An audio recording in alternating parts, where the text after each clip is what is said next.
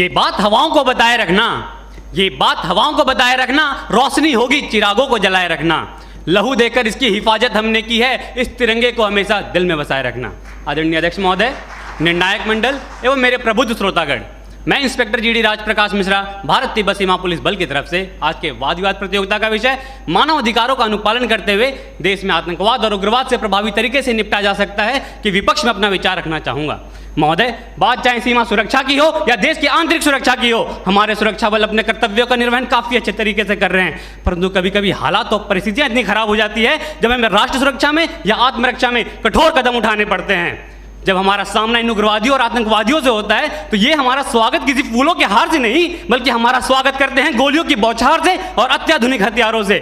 और उस समय जब गोली कान के 2 इंच दूरी से गुजरती है तो वो जिंदगी और मौत के बीच एक फासला पैदा करती है। और इन परिस्थितियों में भी एक सिपाही के पास 1 सेकंड से भी कम का समय होता है ये फैसला लेने के लिए कि वो क्या करे और क्या ना करे। जबकि आज हमारे देश में एक न्यायपालिका को भी एक फैसला लेने में कई दशक लग जाते हैं। आसान नहीं होता फौजी कहलाना, आसान नहीं होता फौजी कहलाना, जज्बातों को पिघलाकर रगों में लोहा भरना पड़ता है।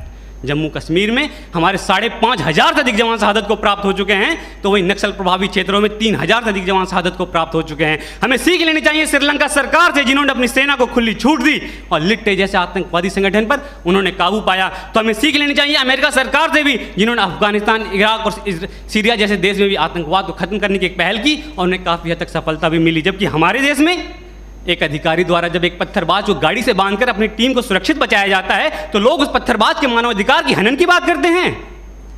तो मैं आपको बताना चाहता हूं, अगर 10 व्यक्तियों की जान को बचाने के लिए एक व्यक्ति के मानवाधिकार का हनन कुछ समय के लिए हो भी जाए तो ये किसी भी सैद्धांतिक धरातल पर गलत नहीं है।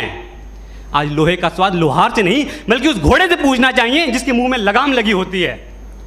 1958 में हमारे देश में अस्फा जैसे कठोर कानून लाए गए और पूर्वोत्तर के राज्यों में जहां पर उग्रवाद अपनी चरम सीमा पर था उसे खत्म करने के लिए वहां लागू किया गया। और उसकी सफलता को देखते हुए 1990 में इसे जम्मू कश्मीर में भी लागू किया गया, जो आज भी आतंकवाद का कमर तोड़ने का काम कर रहा है और इसे हटाने के लिए अलगाववादी नेता अपना राग अलापे रहते हैं।